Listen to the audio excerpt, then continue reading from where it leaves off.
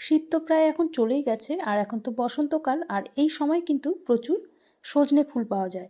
আর এই সজনে ফুল দিয়ে বড়া খেতে কিন্তু দারুণই লাগে। আর সজনে ফুল খাওয়া শরীরের পক্ষে কতটা ভালো সেটা আমার থেকে বেশি আপনারাই ভালো মতো জানেন। তো আজকে আমি বানাচ্ছি সজনে ফুলের বড়া, যার স্বাদেও হবে সেরা আর গুণেও হবে ভালো। আর আপনাদের কাছে একটাই অনুরোধ, আমার ভিডিওগুলো যদি আপনাদের ভালো লাগে তাহলে অবশ্যই অনুরোধ করব লাইক, শেয়ার এবং সাবস্ক্রাইব করে নেওয়ার জন্য।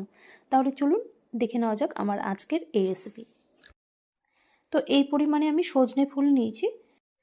সজনে ফুলের মধ্যে যে ডালটা আছে সেই ডালের থেকে ফুলগুলোকে আলাদা করে নিচ্ছি। অনেক সময় সজনে ফুলে একটু তেতো হয়, তো সেক্ষেত্রে কি করবেন, একটু জল ফুটিয়ে তারপর ফুলগুলোকে একটু দিয়ে নেড়ে চেড়ে তারপর সাথে সাথে জলটাকে ছেঁকে নেবেন। খেয়াল রাখতে হবে সেদ্ধ যেন একদমই না হয়, হালকা জাস্ট একটু ভাপিয়ে তারপর সাথে সাথে জলটাকে ছেঁকে নিতে হবে। তবে আজকে এই সজনে ফুলগুলোকে আমি আর ভাপালাম না, আমি ভালো মতো বেছে ধুয়ে তারপর একটা বাটির মধ্যে দিয়ে দিচ্ছি। এই ফুলের বড়া বানানোর জন্য যেসব উপকরণগুলো লাগবে সেগুলো আমি এখন একে একে দিয়ে দিচ্ছি। তো প্রথমে দিয়ে দিচ্ছি বেসন। তো আমি ডিরেক্টলি বেসনটাকে দিয়ে দিচ্ছি, মেপে আর দিলাম না, প্রায় এখানে বড় 3 চামচের মতো বেসন হবে।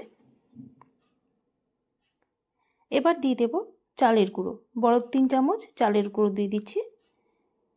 চালের গুঁড়ো দিলে বড়াগুলো খুব মুচমুচে হবে। দিয়ে দিচ্ছি লবণ, ছোট 1 চামচ, বা আপনারা স্বাদ মতো লবণটা দিয়ে দিতে পারেন। ছোট হাফ চামচ হলুদ দিয়ে দিচ্ছি। লঙ্কার গুঁড়ো দিয়ে দিচ্ছি ছোট 1 চামচ।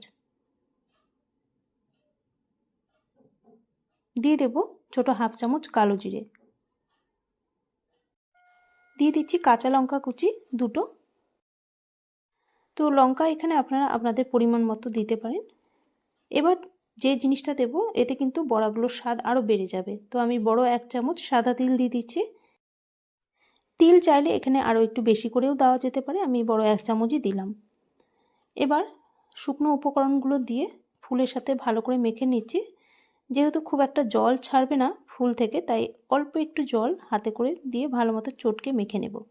ফুল থেকে একটু জল বেরোবে, তবে সেই জলে কিন্তু মাখাটা হবে না, তাই অল্প অল্প করে জল দিয়ে দিচ্ছি, খুবই অল্প করে জলটা দিতে হবে।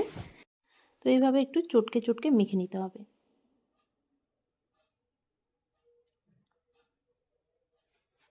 তো দেখুন মাখাটা কিন্তু হয়ে গেছে। এবার এর থেকে অল্প অল্প করে হাতের মধ্যে নিয়ে বড়ার শেপগুলোকে দিয়ে দেব। তো অল্প হাতে নিয়ে নিচ্ছি।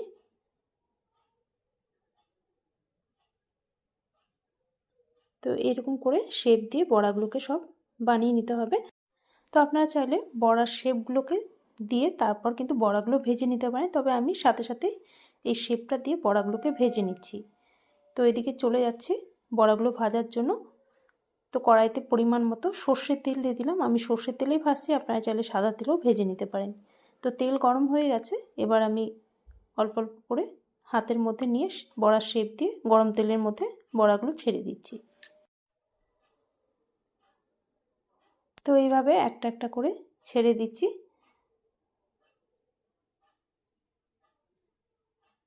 তো একসাথে সবটা দেওয়া যাবে না, আমি যে কটা দেওয়া যাচ্ছে সে কটাই দিয়ে দিচ্ছি।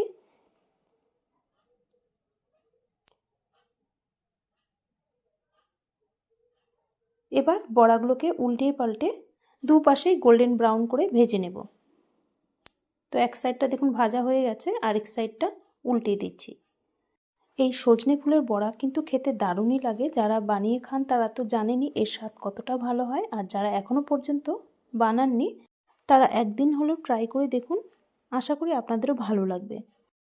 আজকে যে সজনে ফুলগুলো নিয়েছি সেই ফুলগুলো কিন্তু তেতো ভাব ছিল না, যদিও আমি ভাপিয়ে নিই। যদি একটু তেতো ভাব থাকে তাতে আমার মনে হয় না কোনো অসুবিধা হবে, কারণ আমরা তো উচ্ছে খাই, সেটা তো বেশি তেতো, তার থেকে কিন্তু একটু কমই হবে। তাই আমার মনে হয় না ভাপানোর দরকার আছে। যদি মনে হয় আপনাদের যে তেতো লাগতে পারে তাহলে আপনারা একটু গরম জলের মধ্যে ভাপিয়ে নিতে পারে। তো সবকটা বড়া কিন্তু আমার ভাজা হয়ে গেছে। বড়াগুলো কিন্তু খুবই মুচমুচে হয় আর খেতেও কিন্তু খুব ভালো লাগে। তাহলে আপনারাও এইভাবে ট্রাই করে দেখুন, আর যদি ভালো লাগে অবশ্যই কমেন্টে জানাতে পারেন। আজ তাহলে এই পর্যন্তই, আবারও হাজির হয়ে যাব অন্য কোনো দিনে অন্য কোনো নতুন রেসিপি নিয়ে আপনাদের সামনে।